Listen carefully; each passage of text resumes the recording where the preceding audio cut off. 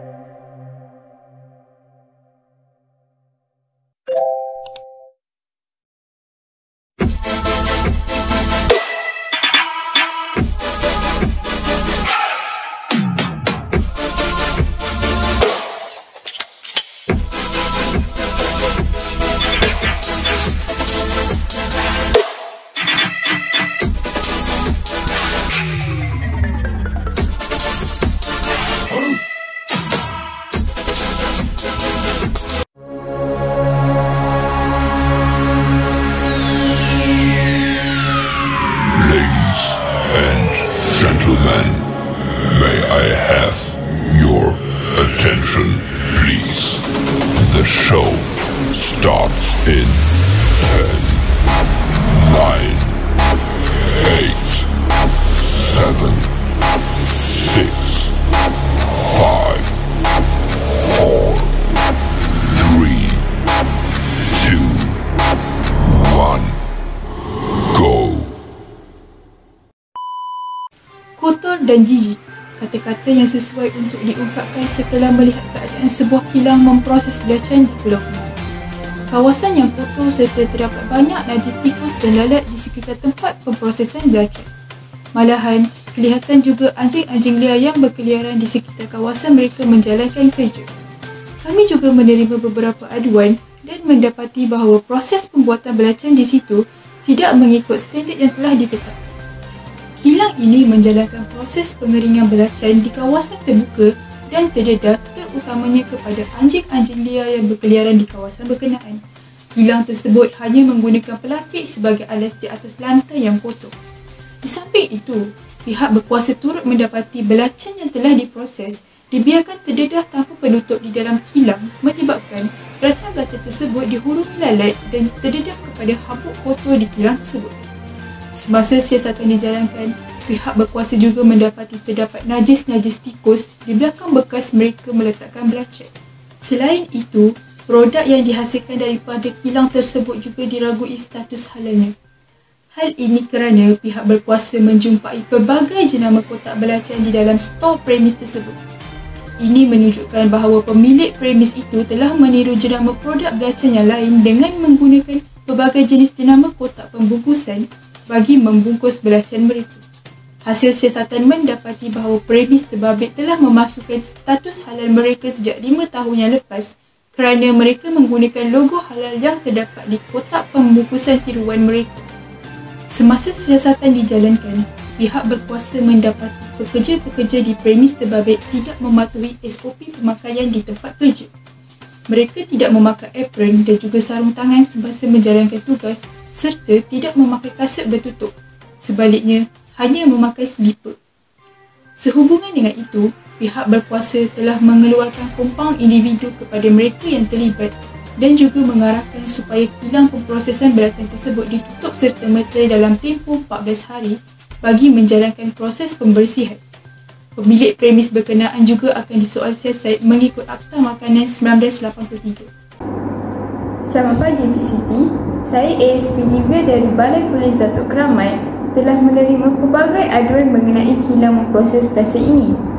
Saya berharap agar Cik Siti dapat membantu pihak saya untuk menjalankan siasatan dengan lebih mudah.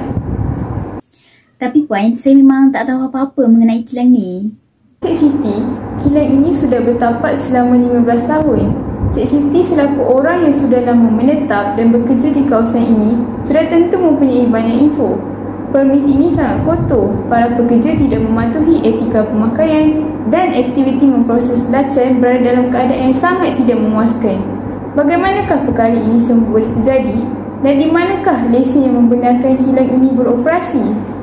Maaf sangat-sangat Puan, saya tak tahu apa-apa mengenai aktiviti yang tak terkawal dalam kilang ni. Cik Siti, sekiranya tidak memberikan kerjasama, kami terpaksa menahan Cik di dalam lokap untuk soal siasat. Oh my god! Wow! Saya memang tak tahu langsung Puan. Perkara ni dah berlaku sejak diuruskan oleh pemilik lama yang merupakan seorang Melayu Islam. Namun, pemilik sebenarnya telah bertukar dan status halal masih kekal sebab orang menganggap bahawa pemiliknya masih orang yang sama. Tapi saya tidak pasti mengenai lesen yang membenarkan kilang ini beroperasi. Saya memang tak terlibat dalam pengurusan kilang ni Puan. Saya cuma kuli di sini.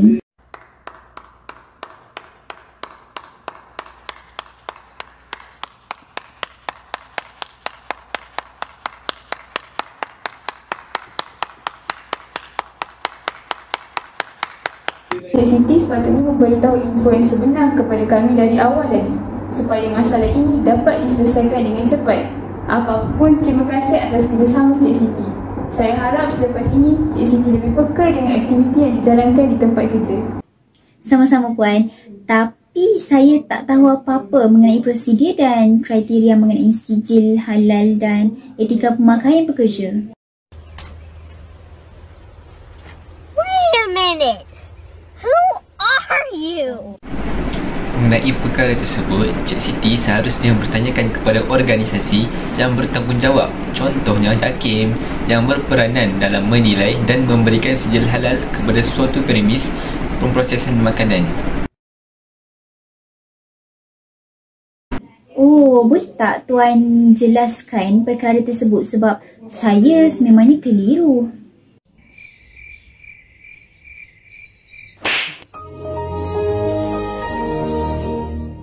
Begini Cik Siti, untuk mendapatkan sijil dan logo halal daripada JAKIM, perniagaan tersebut mestilah berdaftar terlebih dahulu dengan Suruhanjaya Syarikat Malaysia iaitu SSM.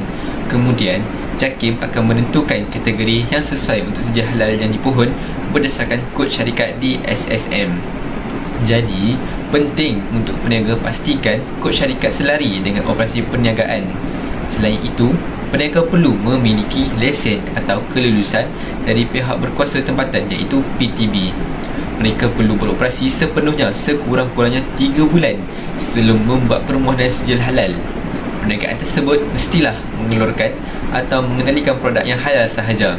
Namun begitu, syarikat perlu pastikan produk atau menu mestilah tidak mengandungi perkataan halal sebagai sebahagian dari nama untuk elak kekeliruan pada orang Islam.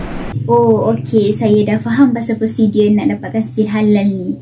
Tapi saya tak tahulah kena pakai apa untuk penuhi kriteria etika pemakaian kat tempat kerja yang macam Puan tadi tu kata. Bagi standard pemakaian yang betul semasa mengendalikan proses pembuatan makanan ialah pekerja mestilah memakai pakaian harian atau seragam yang bersesuaian iaitu apron, penutup kepala, sarung tangan, penutup muka dan kasut. Pakaian harian atau seragam mestilah menutupi semua anggota badan dan bersih mengikut Peraturan 32, Peraturan Kebersihan Makanan 2009, Sub Peraturan dalam kurungan 1 dan kurungan 2. Kasut pula mestilah yang bertutup, bersih daripada sebarang tanah dan najis yang boleh menyebabkan kekotoran di premis. Selipar adalah contoh kasut yang tak dibenarkan kerana boleh menyebabkan makanan dicemari oleh percikan air, lantai dan habuk. Selain daripada keadaan lantai yang licin dan mengundang bahaya kepada pekerja.